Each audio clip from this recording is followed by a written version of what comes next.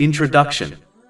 The following short book discusses some aspects of facing struggles, being steadfast, and obtaining superiority.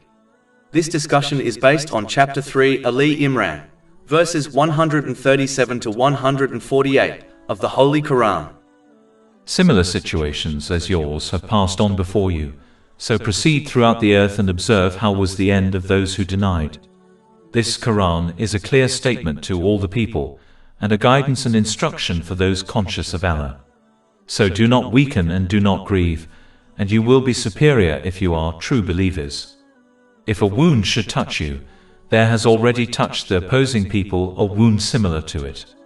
And these days, of varying conditions, we alternate among the people, so that Allah may make evident those who believe and may take to himself from among you martyrs, and Allah does not like the wrongdoers.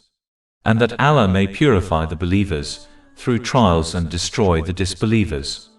Or do you think that you will enter paradise, while Allah has not yet made evident those of you who fight in His cause, and made evident those who are steadfast? And you had certainly wished for death, martyrdom, before you encountered it, and you have now seen it before you while you were looking on. Muhammad is not but a messenger. Other messengers have passed on before him. So if he was to die or be killed, would you turn back on your heels? And he who turns back on his heels will never harm Allah at all, but Allah will reward the grateful. And it is not possible for one to die except by permission of Allah at a decree determined. And whoever desires the reward of this world, we will give him thereof, and whoever desires the reward of the hereafter, we will give him thereof. And we will reward the grateful. And how many a prophet fought in battle, and with him fought many religious scholars. But they never lost assurance due to what afflicted them in the cause of Allah, nor did they weaken or submit. And Allah loves the steadfast. And their words were not but that they said, Our Lord, forgive us our sins and the excess committed in our affairs, and plant firmly our feet, and give us victory over the disbelieving people. So Allah gave them the reward of this world, and the good reward of the hereafter. And Allah loves the doers of good. The different situations people face within their life, such as times of ease and difficulties, is nothing new, and has already been experienced by generations after generations of people since the dawn of time. Chapter 3, Ali Imran, verse 137. Similar situations as yours have passed on before you. Therefore, a person facing a particular situation should never believe they are experiencing something unusual, and therefore unfair, as many people face the same or similar issue before them. Remembering this fact will encourage one to adopt patience in times of difficulty. Patience involves avoiding complaining with one's speech or actions, and remaining firm on the obedience of Allah, the Exalted, believing He only chooses what is best for them, even if this is not obvious to them. Chapter 2, Al-Baqarah, verse 216. But perhaps you hate a thing and it is good for you, and perhaps you love a thing and it is bad for you. And Allah knows while you know not. Chapter 3, Ali Imran, verse 137. Similar situations as yours have passed on before you. This also indicates that the test of life in this world has always been the same throughout time. This test involves whether or not one uses the blessings they have been granted correctly, so that they achieve peace of mind and success in both worlds. Chapter 67, Al-Mulk, verse 2. He who created death and life to test you, as to which of you is better indeed.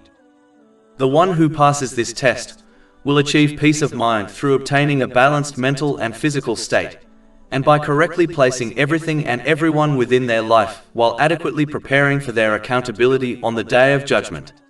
Therefore, a person must accept and act on Islamic teachings for their own sake, even if it contradicts their desires. They must behave as a wise patient who accepts and acts on the medical advice of their doctor, knowing it is best for them, even though they are prescribed bitter medicines and a strict diet plan. The same way this wise patient will achieve good mental and physical health, so will the person who accepts and acts on Islamic teachings. Chapter 16, An-Nahl, verse 97. Whoever does righteousness, whether male or female, while he is a believer, we will surely cause him to live a good life, and we will surely give them their reward in the hereafter according to the best of what they used to do. This is because the only one who has the knowledge required to ensure a person achieves a balanced mental and physical state, and correctly places everything and everyone within their life, is Allah the Exalted.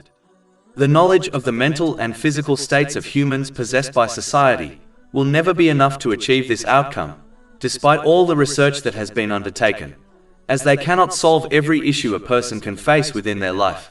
Their advice cannot cause one to avoid all types of mental and physical stress, nor can their advice cause one to correctly place everything and everyone within their life, due to limited knowledge, experience, foresight, and due to biases. Allah, the Exalted, alone has this knowledge, and He has granted it to mankind in the form of the Holy Quran and the traditions of the Holy Prophet Muhammad, peace and blessings be upon him. This truth is obvious when one observes those who use the blessings they have been granted according to Islamic teachings, and those who do not. Chapter 3 Ali Imran, verse 137. So proceed throughout the earth and observe how was the end of those who denied. Even though, in most cases, patients do not understand the science behind the medicines they are prescribed, and therefore blindly trust their doctor, Allah, the Exalted, invites people to reflect on the teachings of Islam so that they can appreciate its positive effects on their lives. He does not expect people to blindly trust the teachings of Islam, and instead He wants them to recognize its truthfulness from its clear proofs. But this requires a person to adopt an unbiased and open mind when approaching the teachings of Islam. Chapter 12 Yusuf, verse 108. Say, this is my way, I invite to Allah with insight, I and those who follow me. In addition, as Allah the Exalted alone controls the spiritual hearts of people, the abode of peace of mind, He alone decides who obtains it and who does not. Chapter 53 and Najm, verse 43. And that it is He who makes one laugh and weep. And it is clear that Allah, the Exalted, will only give peace of mind to those who use the blessings He has granted them correctly. Chapter 3 Ali Imran, verse 137.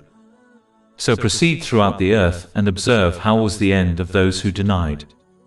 This also indicates the importance of avoiding a self-absorbed attitude, whereby one only ever thinks about their own life, and especially their own problems. The one who behaves in this manner will fail to make use of the lessons found within general history, their own personal history, and the condition of people around them.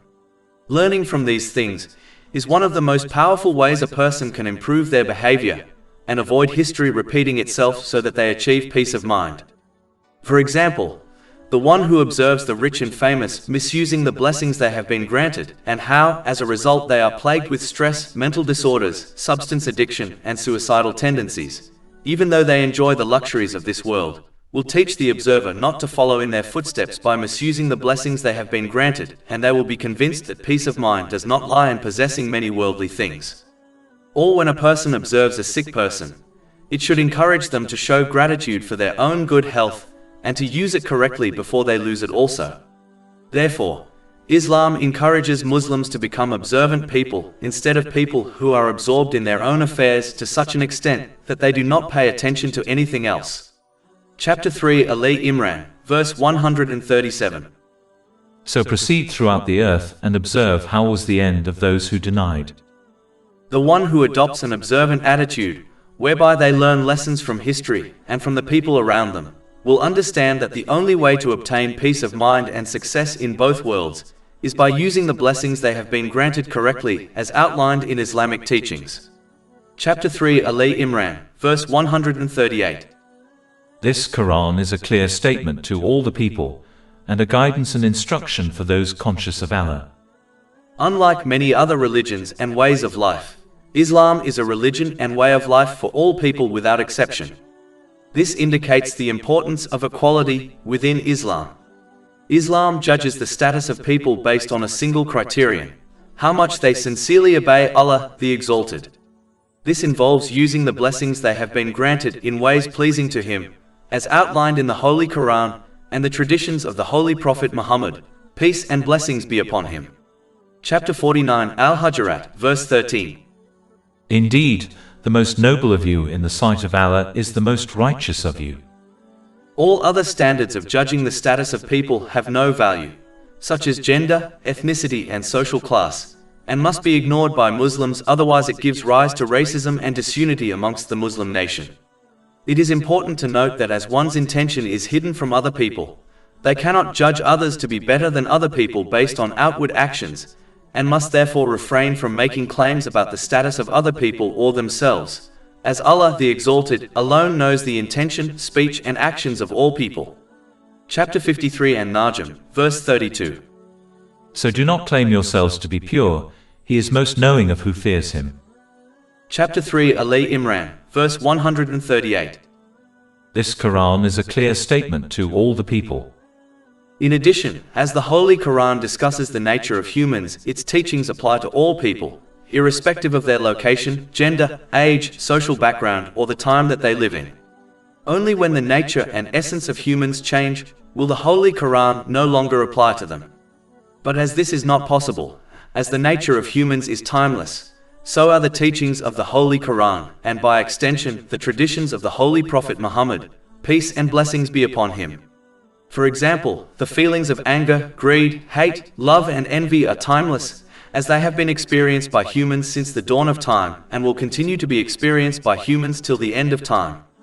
This ability to discuss the timeless nature of people is in itself a miracle of the Holy Quran, which no other religion or way of life can match. But just like a road map will only take a person to their desired destination, the Holy Quran can only guide those who practically act on it. Chapter 3 Ali Imran, verse 138. And a guidance and instruction.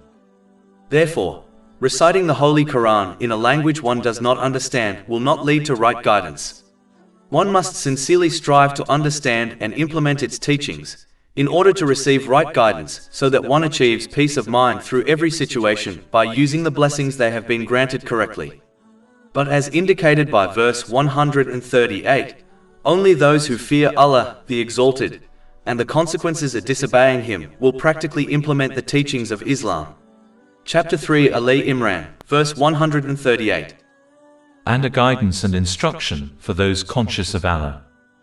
One can adopt the fear of Allah, the Exalted, and the fear of the consequences of their actions through studying the clear proofs and evidences found within Islamic teachings, which discuss the outcome of those who obey Him and those who do not. In addition, this studying will strengthen one's faith in the oneness of Allah, the Exalted, His complete control over the universe, and the inevitability of one's accountability on the Day of Judgment. And as discussed earlier, this is also achieved when one observes the life choices of others and whether or not it leads them to peace of mind in this world. When one observes others misusing the blessings they have been granted, they will clearly see how this leads them to an unbalanced mental and physical state, and how it causes them to misplace everything and everyone within their life. As a result, these people experience mental disorders, such as depression, substance addiction, and suicidal tendencies, even if they enjoy worldly luxuries. Whereas, when one observes those who correctly use the blessings they have been granted, they will see how it leads them to a balanced mental and physical state, and causes them to correctly place everything and everyone within life while adequately preparing for their accountability on the Day of Judgment. But the one who fails to strengthen their consciousness of Allah, the Exalted, and facing the consequences of their actions, will not implement Islamic teachings, and instead they will misuse the blessings they have been granted, even if they verbally claim to believe in Allah, the Exalted. As a result, they will not obtain peace of mind, nor will they gain superiority within the world against the enemies of Islam. Chapter 3 Ali Imran, verse 139. So do not weaken and do not grieve, and you will be superior if you are true believers. The condition of obtaining superiority and success in both worlds is adopting true belief. As discussed earlier, this involves using the blessings one has been granted correctly, as outlined in the Holy Quran and the traditions of the Holy Prophet Muhammad, peace and blessings be upon him, and therefore goes far beyond verbally claiming faith in Islam. If Muslims do not have superiority today, then it means they are not true believers. Therefore, each Muslim must assess whether or not they are supporting their verbal declaration of faith in Islam with actions, and if necessary, correct their behavior if they desire peace of mind and superiority in both worlds. Allah, the Exalted, then comforts and reassures the companions, may Allah be pleased with them, after their apparent defeat at the Battle of Uhud.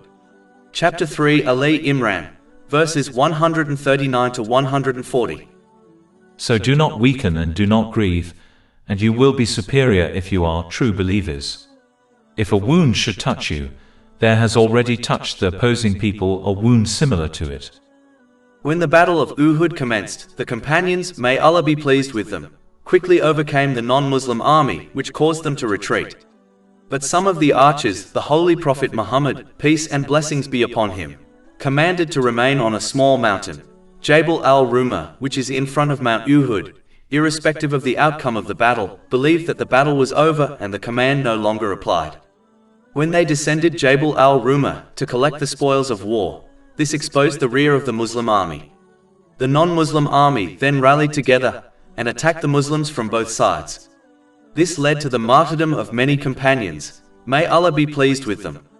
This has been discussed in Imam Ibn Kathir's The Life of the Prophet, Volume 3, pages 29 to 30.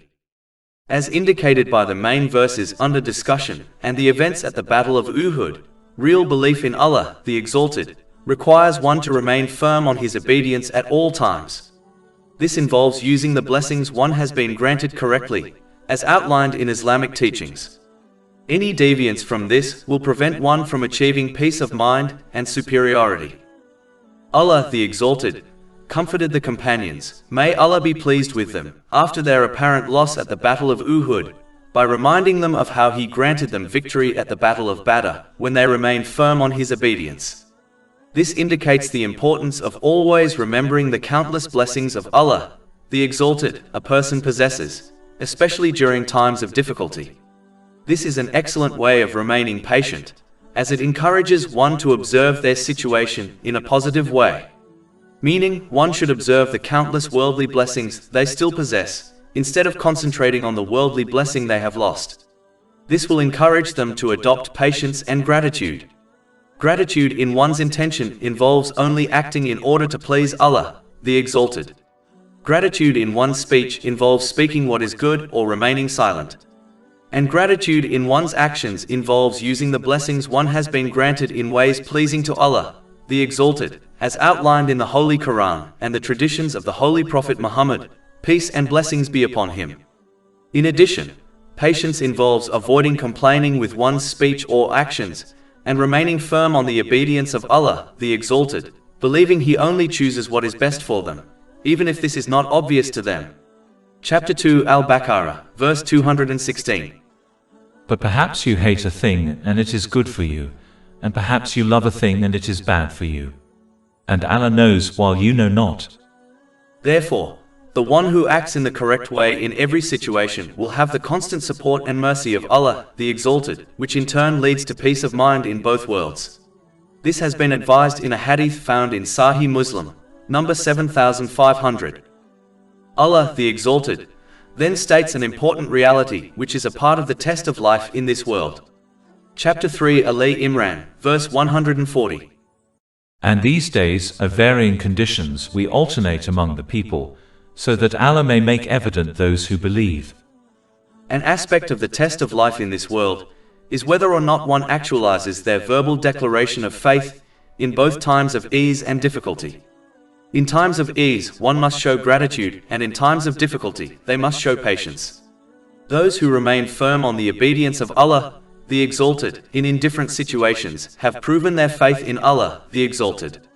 Whereas, those who abandon the obedience of Allah, the Exalted, whenever their desires are contradicted, prove they only worship themselves, even if they claim otherwise. Chapter 25 Al-Furqan, verse 43. Have you seen the one who takes as his God his own desire? And chapter 22 Al-Hajj, verse 11. And of the people is he who worships Allah on an edge. If he is touched by good, he is reassured by it, but if he is struck by trial, he turns on his face.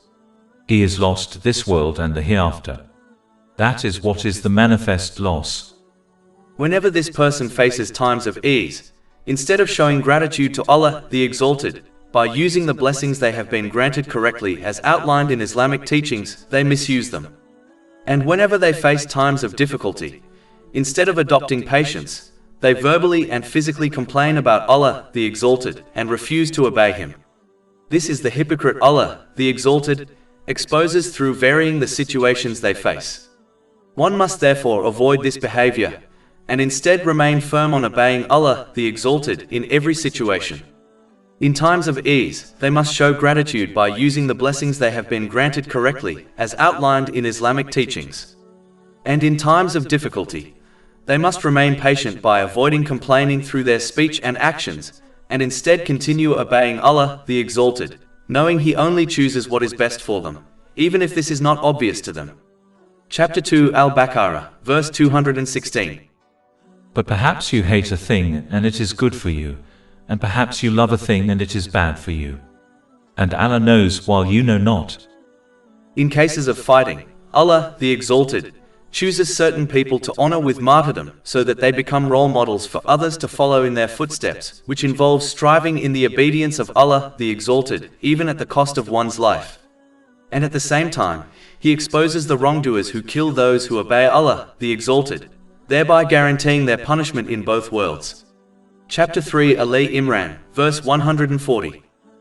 We alternate among the people, so that Allah may make evident those who believe and may take to Himself from among you martyrs, and Allah does not like the wrongdoers. In addition, the wrongdoers mentioned in this verse also include those who fail to actualize their verbal declaration of belief in Islam whenever their desires are contradicted. The wrongdoers could also be referring to the hypocrites, who turned back from fighting at the Battle of Uhud. When the Holy Prophet Muhammad, peace and blessings be upon him, departed Medina in order to confront the enemy at Uhud, initially the leader of the hypocrites, Abdullah bin Ubay, agreed to take part in the battle with his people. As they approached Uhud, Abdullah bin Ubay retreated with his 300 men, and the Muslim army was left with 700 men against a non-Muslim army of 3,000. He used the fact that the Holy Prophet Muhammad, peace and blessings be upon him, did not follow his suggestion of fighting within Medina as an excuse to retreat with his cronies. A poor excuse for someone who claimed to be a Muslim, someone who must obey the Holy Prophet Muhammad, peace and blessings be upon him, at all times. Besides, if he opposed the plan, he could have remained in Medina, but instead he chose to accompany the army up to Uhud, and while the enemy could observe them, he abandoned the Muslim army in order to weaken the resolve of the Muslims and strengthen the resolve of the non-Muslim army. This has been discussed in Imam Ibn Kathir's The Life of the Prophet, Volume 3, pages 16 to 17, and in Imam Safi-ur Rahman's The Sealed Nectar, pages 250 to 251. An aspect of hypocrisy is when one verbally shows support for others and their good projects, such as building a mosque, but when the time comes to take part in the project, such as donating wealth, they seem to disappear.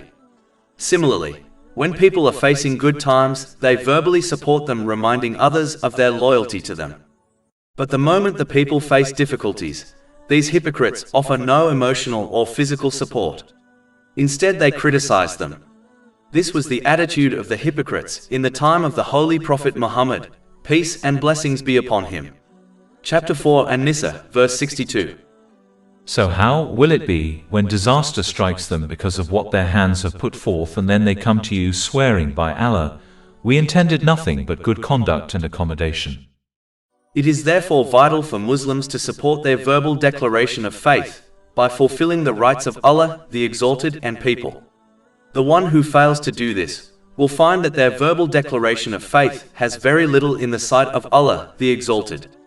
This is because faith is like a plant which must be nourished with acts of obedience in order to flourish.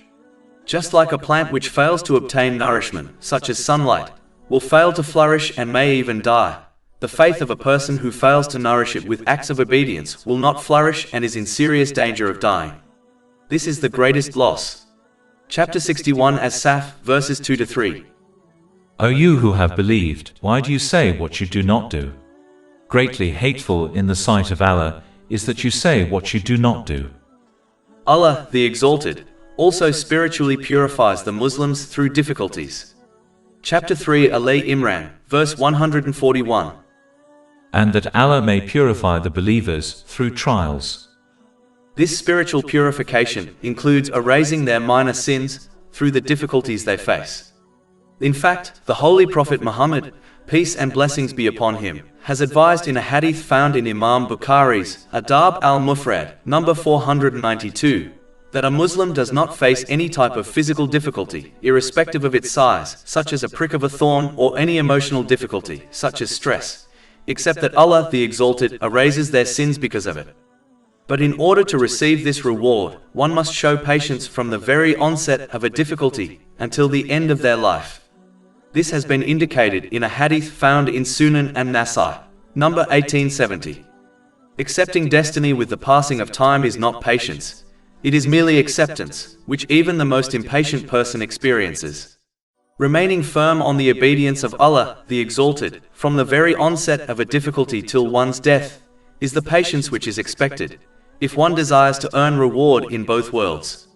One must always remember that facing difficulties which erase their minor sins is far better than facing their accountability on the Day of Judgment with their minor sins.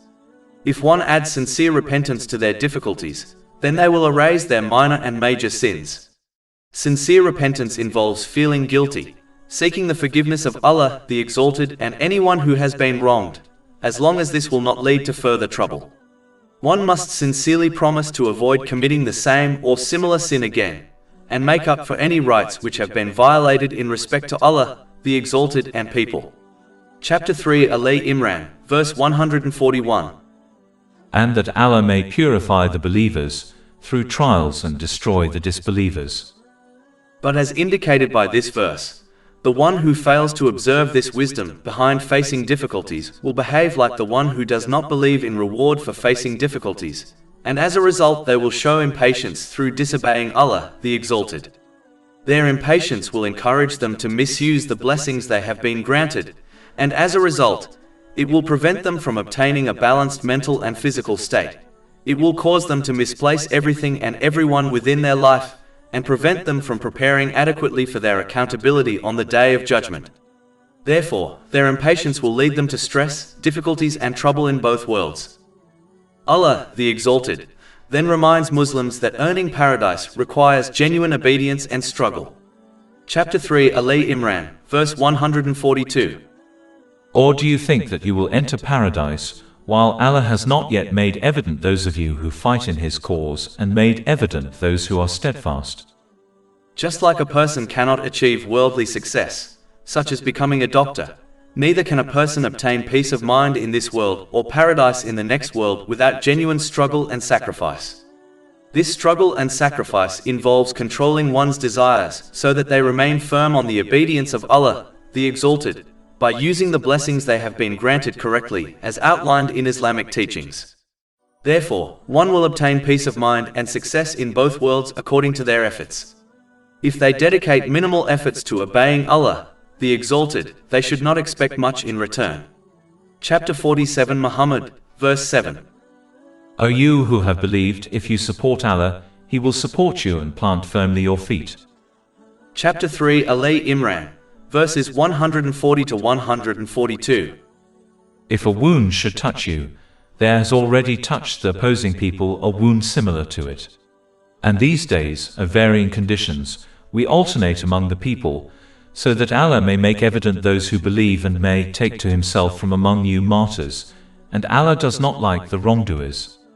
And that Allah may purify the believers through trials and destroy the disbelievers.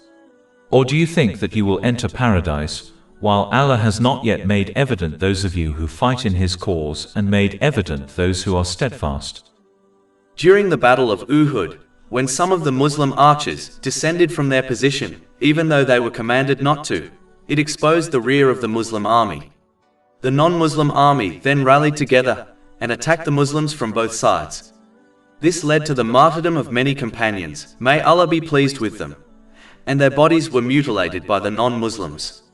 This has been discussed in Imam Ibn Kathir's The Life of the Prophet, Volume 3, pages 29 to 30. It is clear that the main reason why the Muslims suffered so many losses was due to the misjudgment of the archers. They unintentionally disobeyed the Holy Prophet Muhammad, peace and blessings be upon him, as they believed the war was over and his command no longer applied.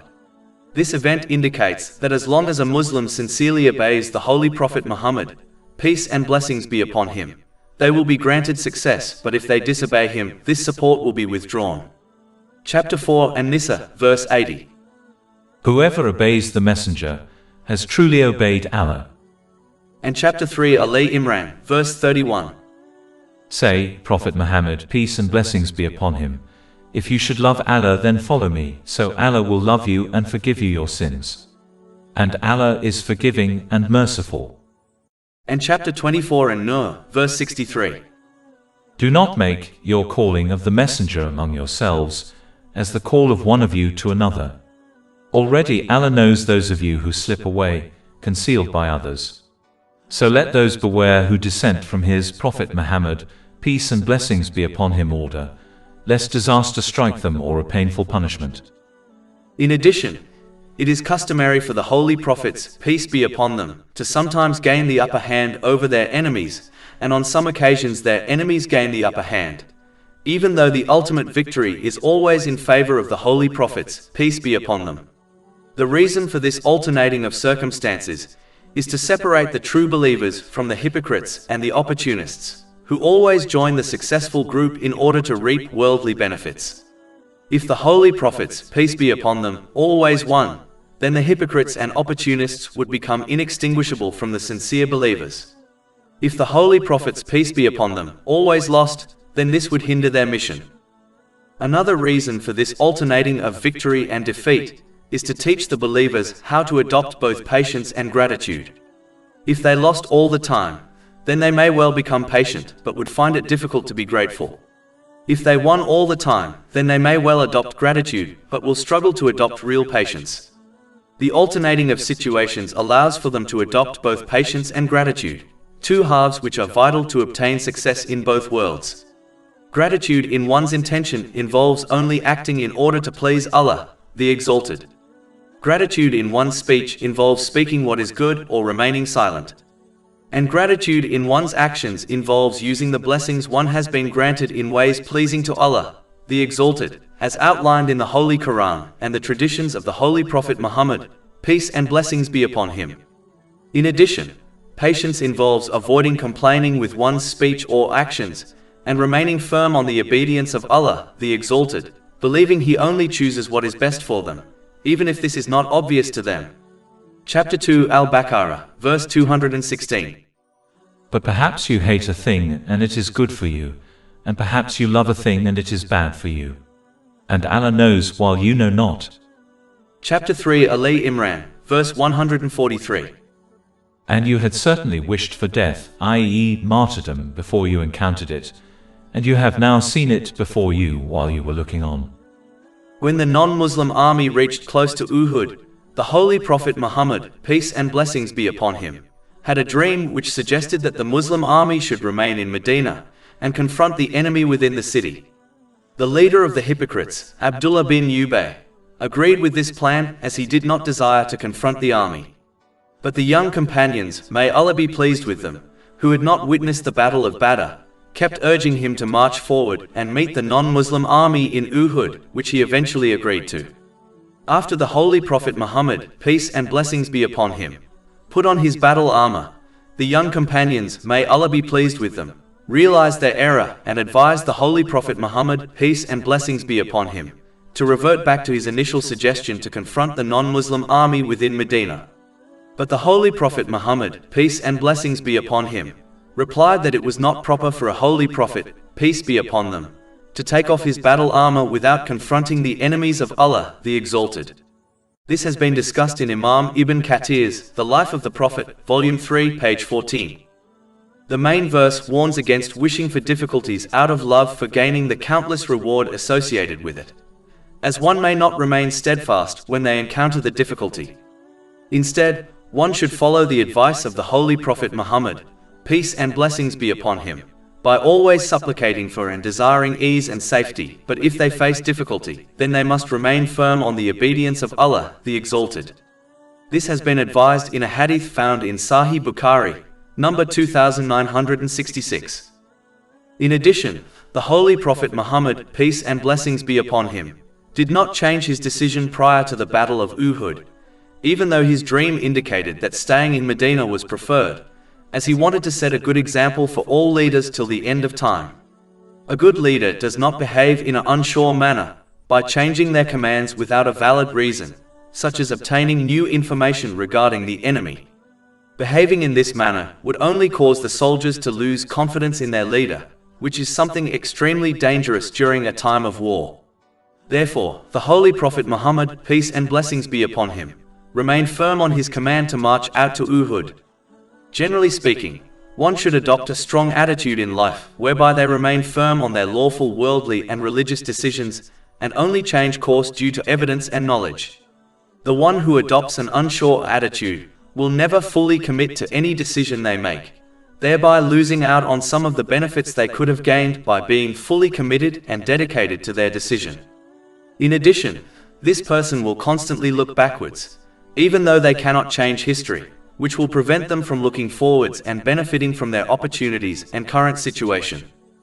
The following verse is connected to two famous events in Islamic history. Chapter 3, Ali Imran, verse 144. Muhammad is not but a messenger. Other messengers have passed on before him. So if he was to die or be killed, would you turn back on your heels? And he who turns back on his heels will never harm Allah at all, but Allah will reward the grateful. When some of the Muslim archers left their positions during the Battle of Uhud, the non-Muslim army rallied together and attacked the Muslims from both sides. The confusion and chaos increased when voices were heard claiming that the Holy Prophet Muhammad, peace and blessings be upon him, had been martyred. This caused some of the companions, may Allah be pleased with them, to lose hope as their strength and inspiration had supposedly been martyred.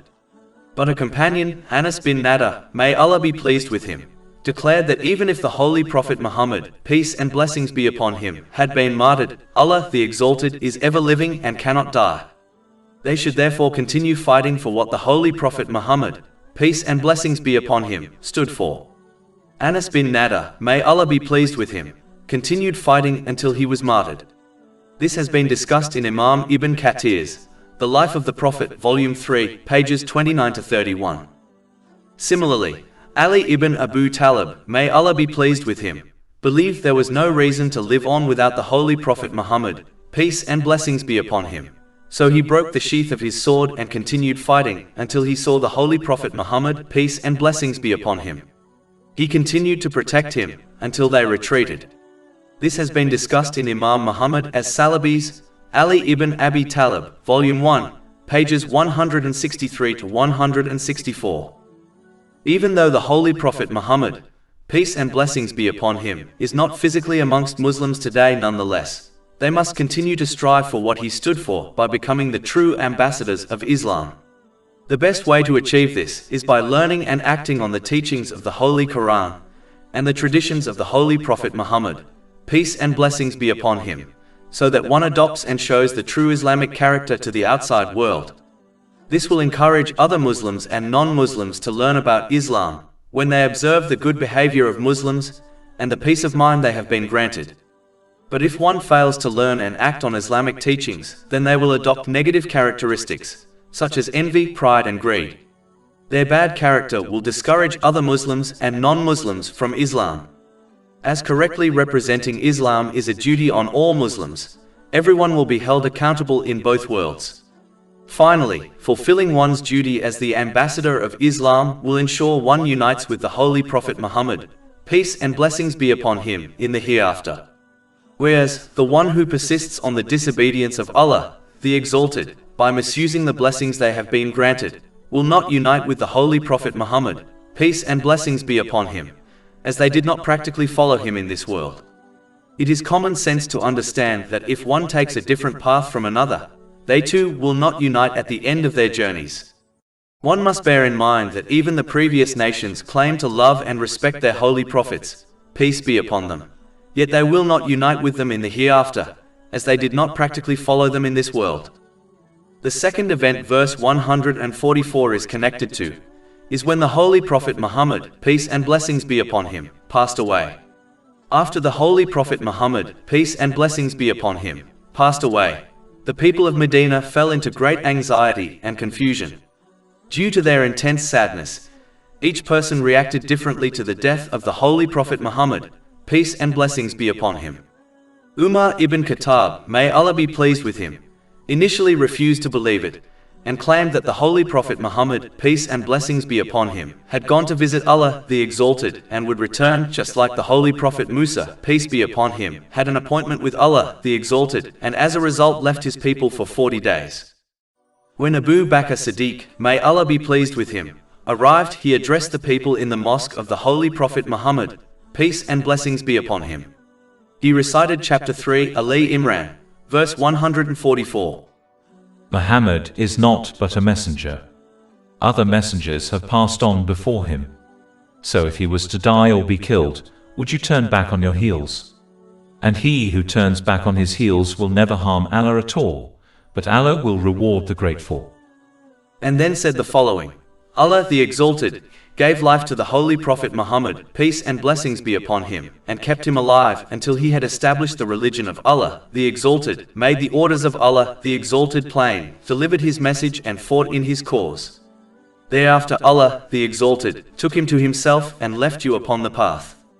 And none shall perish except after clear signs and pain. Those whose Lord is Allah the Exalted should know that Allah the Exalted is alive and will never die. And those who worship the Holy Prophet Muhammad, peace and blessings be upon him, should know that he has died. Fear Allah the Exalted people. Hold fast to your religion and put your trust in your Lord. The religion of Allah the Exalted is established. The word of Allah the Exalted is complete. Allah the Exalted will help those who support him and who revere his religion. The book of Allah the Exalted is amongst us. It is both the light and the cure. By it, Allah the Exalted guided the Holy Prophet Muhammad, peace and blessings be upon him. In it states what Allah the Exalted considers lawful and what is unlawful. We will not care who out of the creation descends upon us to attack us. We will fight vigorously against those who oppose us, just as we fought alongside the Holy Prophet Muhammad, peace and blessings be upon him. This has been discussed in Imam Ibn Kathir's The Life of the Prophet, Volume 4, pages 348 to 349. After Abu Bakr, may Allah be pleased with him, addressed the people, they all accepted the truth. Umar, may Allah be pleased with him, felt dizzy and fell to the ground, and finally accepted that the Holy Prophet Muhammad, peace and blessings be upon him, had in fact died. This has been discussed in Imam Ibn Kathir's The Life of the Prophet, Volume 4, pages 348 to 349. And in Imam Muhammad as-Salabi's Umar ibn al-Khattab, His Life and Times, Volume 1, pages 139 to 141. Chapter 3, Ali Imran, verse 144. And he who turns back on his heels will never harm Allah at all, but Allah will reward the grateful.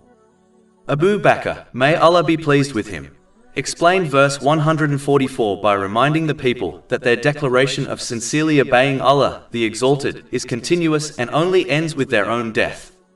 A Muslim must always remember that by accepting and actualizing their faith in Islam, they are only doing themselves a favor. They are not doing Allah the Exalted a favor, as his infinite status does not change irrespective of if people accept or reject him.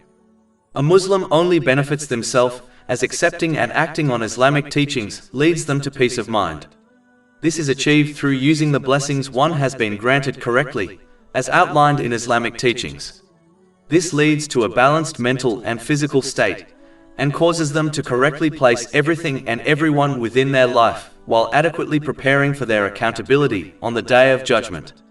As indicated by verse 144, this is how one shows gratitude to Allah the Exalted and through it, gains peace of mind in both worlds. Chapter 16 and Nahl, verse 97. Whoever does righteousness, whether male or female, while he is a believer, we will surely cause him to live a good life, and we will surely give them their reward in the hereafter according to the best of what they used to do. And chapter 3, Ali Imran, verse 144. And he who turns back on his heels will never harm Allah at all, but Allah will reward the grateful. Whereas, the one who fails to accept or actualize their faith in Islam will misuse the blessings they have been granted. This will prevent them from achieving a balanced mental and physical state, It will cause them to misplace everything and everyone within their life, and prevent them from preparing adequately for their accountability on the day of judgment. This will prevent them from achieving peace of mind. Therefore, a person must accept and act on Islamic teachings for their own sake, even if it contradicts their desires. They must behave as a wise patient who accepts and acts on the medical advice of their doctor, knowing it is best for them, even though they are prescribed bitter medicines and a strict diet plan. The same way this wise patient will achieve good mental and physical health, so will the person who accepts and acts on Islamic teachings. Chapter 3 Ali Imran, verse 144. And he who turns back on his heels will never harm Allah at all, but Allah will reward the grateful. As discussed earlier, gratitude in one's intention involves only acting in order to please Allah, the Exalted. Gratitude in one's speech involves speaking what is good or remaining silent. And gratitude in one's actions involves using the blessings one has been granted in ways pleasing to Allah, the Exalted, as outlined in the Holy Quran and the traditions of the Holy Prophet Muhammad, peace and blessings be upon him. The one who encompasses all aspects of gratitude will an increase in reward, blessings and peace of mind in both worlds. Chapter 14 Ibrahim, verse 7. If you are grateful, I will surely increase you in favor. Allah, the Exalted, then encouraged the companions, may Allah be pleased with them, to fight their enemies for the sake of protecting Islam by reminding them of the inevitability of death and how it cannot be changed or avoided by someone's behavior. Therefore, it does not make sense to avoid the obedience of Allah, the Exalted, as this will not increase one's life or the provision they gain in this world. Chapter 3 Ali Imran, verse 145. And it is not possible for one to die except by permission of Allah at a decree determined. Generally speaking, as the time of one's death is unknown and fixed, one must take advantage of the time they have been granted before it runs out. Chapter 63 Al-Munafiqun, verses 10 to 11. And spend in the way of Allah from what we have provided you before death approaches one of you, and he says, My Lord, if only you would delay me for a brief term so I would give charity and be of the righteous. But never will Allah delay a soul when its time has come. And Allah is aware of what you do. The greatest loser is the one who misuses the blessings they have been granted, and as a result they do not achieve a balanced mental and physical state. They misplace everything and everyone within their life, and fail to adequately prepare for their accountability on the Day of Judgment, even if they possess worldly luxuries. This outcome is obvious when one observes the rich and famous, who misuse the blessings they have been granted, and how as a result they experience serious mental issues, such as depression, substance addiction, and suicidal tendencies. 18 Al-Kahf, verses 103 to 104. Say, shall we believers inform you of the greatest losers as to their deeds? They are those whose effort is lost in worldly life, while they think that they are doing well in work. Whereas, the one who sincerely obeys Allah, the Exalted, by using the blessings they have been granted correctly, as outlined in Islamic teachings, will gain the greatest reward obtainable in this world, peace of mind. Chapter 3 Ali Imran, verse 145. And whoever desires the reward of this world, we will give him thereof. The one who obeys Allah, the Exalted, will ensure they obtain a balanced mental and physical state, and correctly place everything and everyone within their life, while adequately preparing for their accountability on the Day of Judgment. Chapter 3 Ali Imran, verse 145. And whoever desires the reward of the hereafter, we will give him thereof. And we will reward the grateful. In order to aid one in this important aim, they should strive to achieve strong faith. Strong faith is vital to obtain, as it ensures one remains firm on the obedience of Allah, the Exalted, through every situation, whether times of ease or difficulty. Strong faith is obtained when one learns and acts on the clear proofs and evidences found within the Holy Quran and the traditions of the Holy Prophet Muhammad, peace and blessings be upon him, which explain how sincerely obeying Allah, the Exalted, leads to peace of mind in both worlds. On the other hand, the one who remains ignorant of Islamic teachings will obtain weak faith. This person will easily disobey Allah, the Exalted, whenever their desires are contradicted, as they fail to observe how leaving their desires and instead obeying Allah, the Exalted, leads to peace of mind in both worlds. Therefore, one must obtain certainty of faith through learning and acting on Islamic knowledge so that they remain firm on the obedience of Allah, the Exalted, at all times. This involves using the blessings one has been granted correctly, as outlined in Islamic teachings. This will ensure they obtain peace of mind in both worlds, through obtaining a balanced mental and physical state, and by correctly placing everyone and everything within their life. Chapter 3, Ali Imran, verse 145. And whoever desires the reward of this world, we will give him thereof, and whoever desires the reward of the hereafter, we will give him thereof. And we will reward the grateful. One must not be fooled into believing that obtaining worldly blessings, such as wealth and social status, is a sign of divine love. Allah, the Exalted, grants worldly things to everyone as a test. Chapter 67 Al-Mulk, verse 2.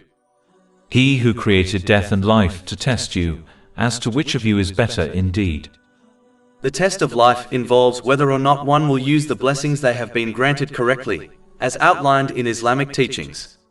As discussed earlier, the one who misuses the blessings they have been granted may obtain worldly things, such as wealth, but they will not obtain anything useful from their effort, such as mercy and peace of mind. Chapter 23 Al-Mu'minun, verses 55 to 56. Do they think that what we extend to them, of wealth and children, is because we hasten for them good things? Rather, they do not perceive.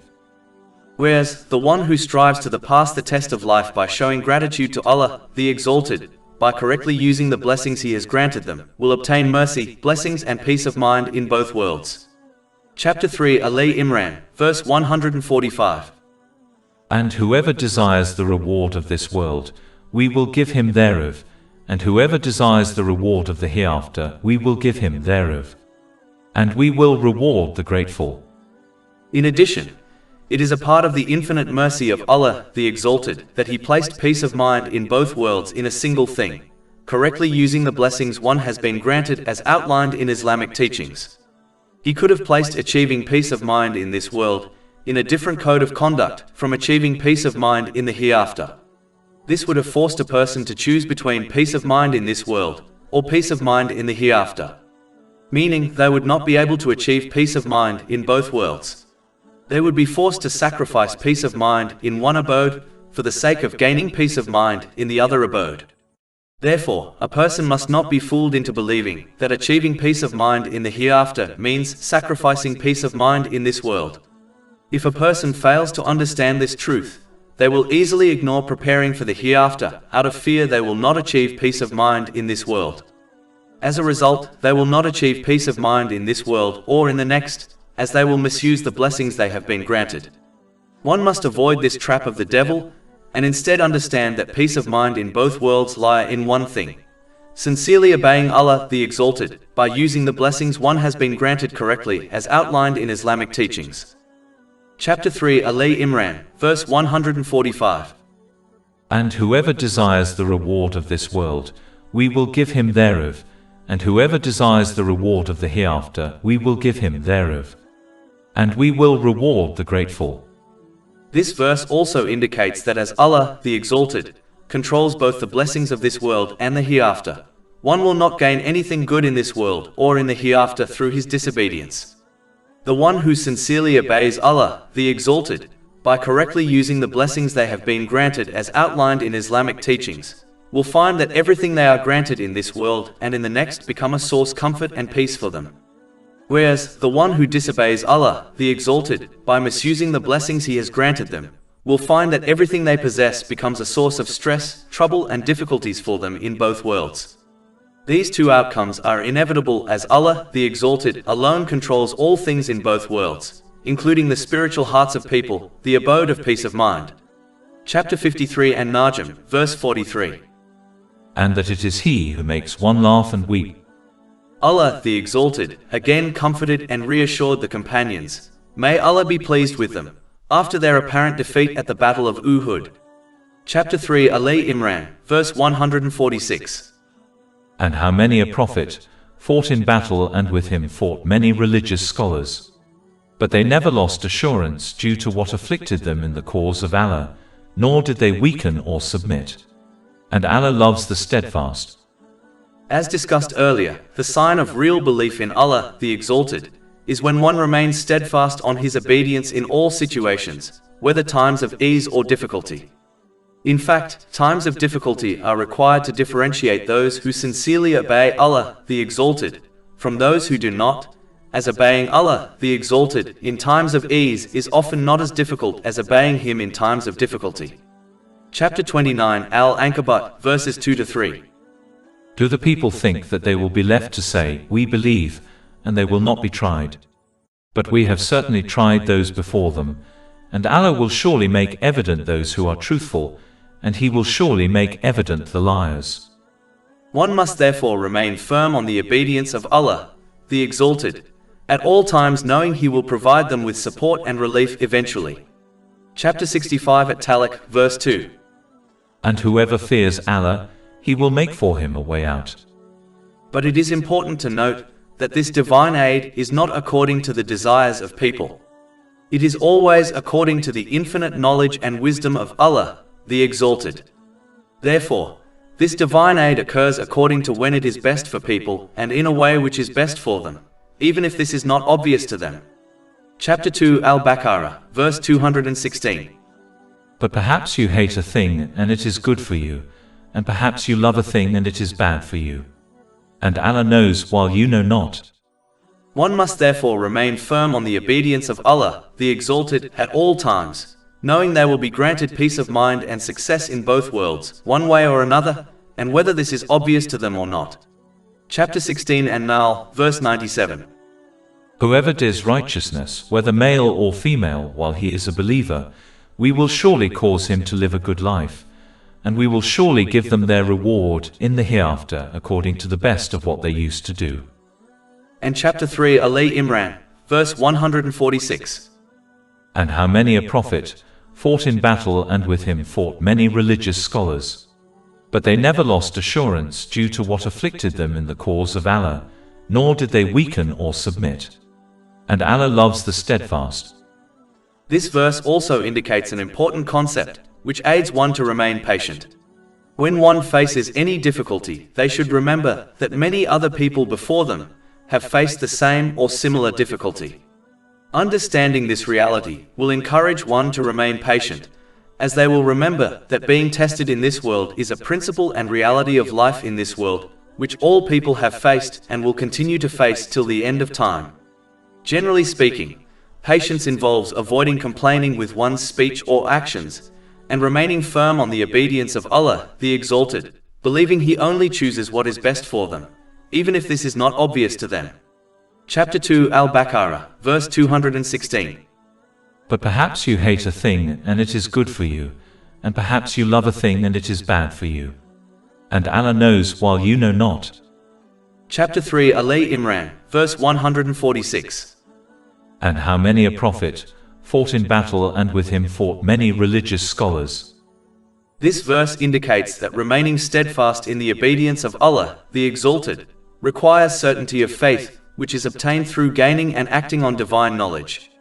As discussed earlier, strong faith is vital to obtain, as it ensures one remains firm on the obedience of Allah, the Exalted, through every situation, whether times of ease or difficulty.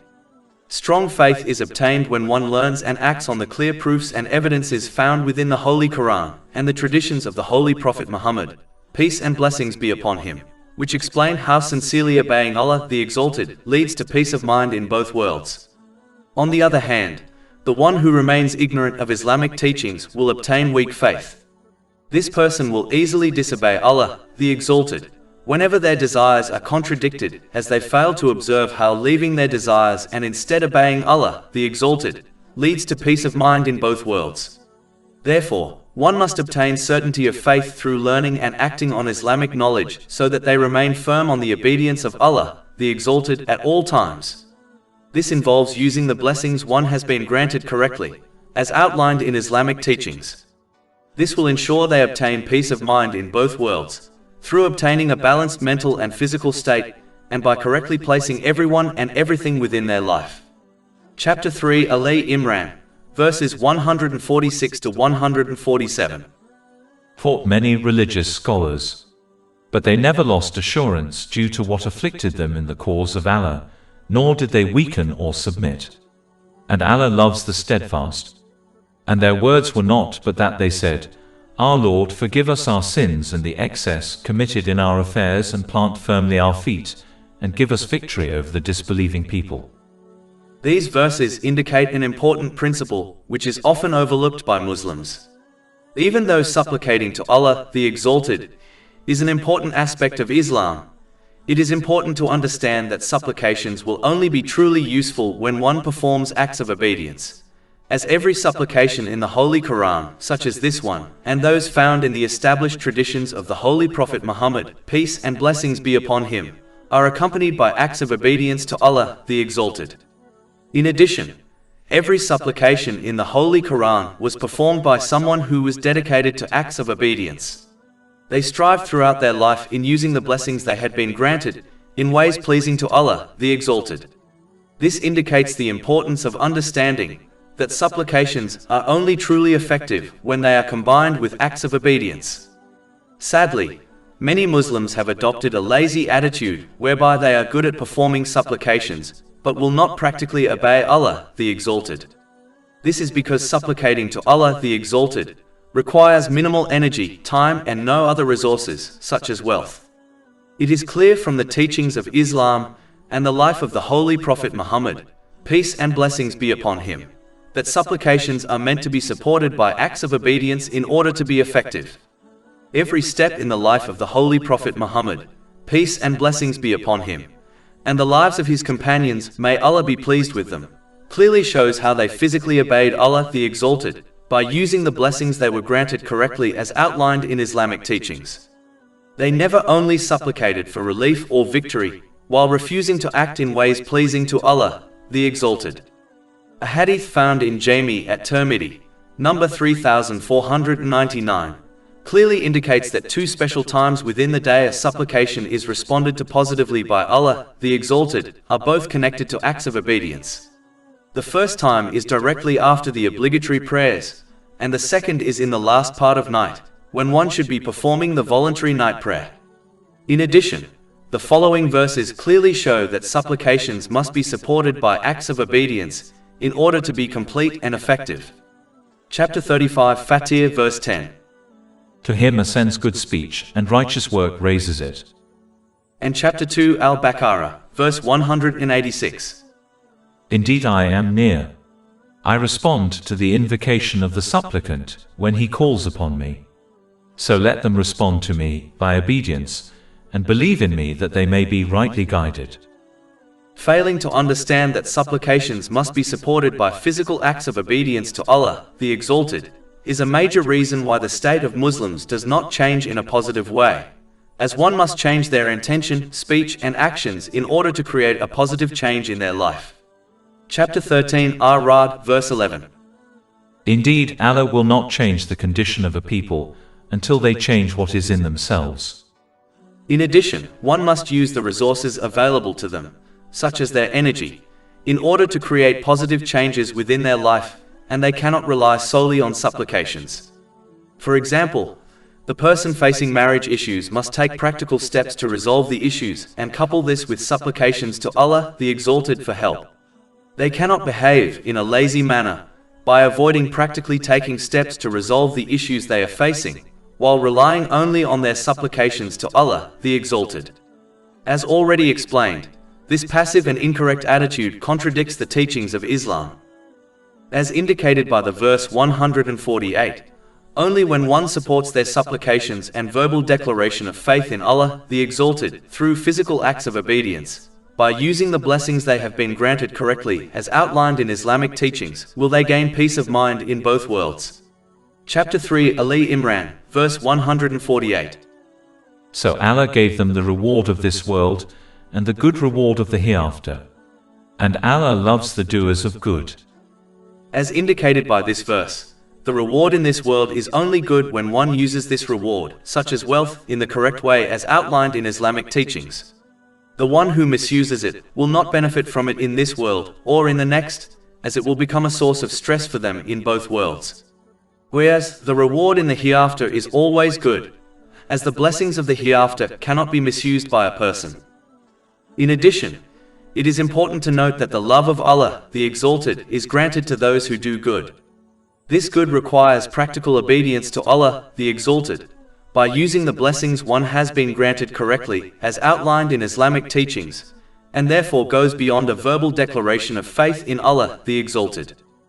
Finally, as the good mentioned in this verse is not limited in any way, a person is left with no excuses not to do good, as it is not determined by how many worldly blessings they possess, but it is determined by how these blessings are used. Therefore, every person can obtain the love of Allah, the Exalted, by doing good, irrespective of how much or little worldly blessings they possess, by using them correctly as outlined in Islamic teachings. Chapter 3, Ali Imran, verse 148. And Allah loves the doers of good.